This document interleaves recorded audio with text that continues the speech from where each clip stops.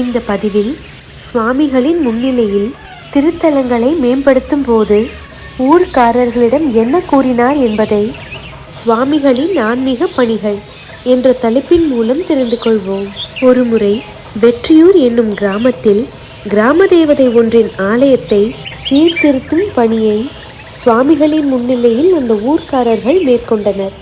அப்போது தங்க நகைகள் அடங்கிய பெட்டி ஒன்று இந்த ஆலய வளாகத்தை தோண்டும் போது கிடைக்கும் என்றார் சுவாமிகள்.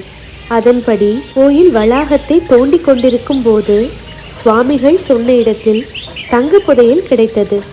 இதே போன்று மற்றொரு முறை தேவக்கோட்டை சிவாலயத்துக்கு சுவாமிகள் ஊர்வலமாக அழைத்து செல்லப்பட்டார். அப்போது ஏதோ ஒரு அமானுஷ்ய சக்தி சுவாமிகளை ஆட்கொள்ள அவர் இந்த இடத்தில் பிடாரி அம்மனுடைய ஒரு கோயில் புதையுண்டு கிடக்கிறது, அதை மீண்டும் கண்டுபிடித்து வழிபாடுகளை நடத்துங்கள் என்றார். அதன்படி அந்த ஆலயம் கண்டுபிடிக்கப்பட்டு வழிபாடுகள் துவங்கின. எண்ணற்ற யாத்திரைகளையும் சுவாமிகள் மேற்கொண்டார். ராமநாதபுரம், திருவண்ணாமலை, சென்னை ஆகிய திருத்தலங்களுக்கு சென்று ஆன்மீக பணிகளை மேற்கொண்டார். காஞ்சி மகா சுவாமிகள் போன்ற அருளாளர்களை சந்தித்து விவாதங்களை மேற்கொண்டார், சந்தேகங்களை தீர்த்து கொண்டார். திருவண்ணாமலையில் ஈசான்ய மடத்தில் ஸ்ரீ வித்யா ஞானம் பெற்றார் சுவாமிகள். இதன் பிறகுதான் தனக்கு உண்டான குருவை தேடி அடைய வேண்டும் என்கிற விருப்பம் சுவாமிகளுக்கு ஏற்பட்டது.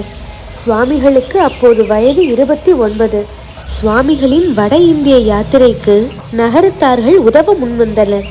தவிர சுவாமிகளோடு அவர்களும் இந்த யாத்திரையில் கலந்து கொள்ள விருப்பம் தெரிவித்தனர்.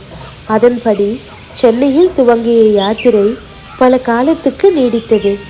ஓங்கோல், விஜயவாடா, ஸ்ரீ கனகதுர்கா, மங்களகிரி ஸ்ரீ பானக நரசிம்மர், ராஜமகேந்திரவரம் ஸ்ரீ கோடிலிங்கேஸ்வரர், பூரி ஜெகநாதர், கல்கத்தா ஸ்ரீ காளி திருக்கோயில், பேலூர் ஸ்ரீ ராமகிருஷ்ண மடம், தாரகேஸ்வரம், காசி, விந்தியாச்சலா, அலகாபாத், அயோத்தி, கயா, ஹரித்வார், ரிஷிகேஷ், பத்ரிநாத், கேதார்நாத் போன்ற திருத்தலங்களை தரிசித்து டெல்லியை அடைந்தார் சுவாமிகள். டெல்லியில் தங்கியிருந்த போது ஏனோ காசி மாநகரத்துக்கு மீண்டும் செல்ல வேண்டும் என்று அவரது மனம் விரும்பியது. அதன்படி காசிக்கு பயணமானார். அங்கே என்ன நிகழ்ந்தது என்பதை அடுத்த பதிவில் அறிந்து கொள்வோம். அதுவரை திருச்சிற்றம்பலம்.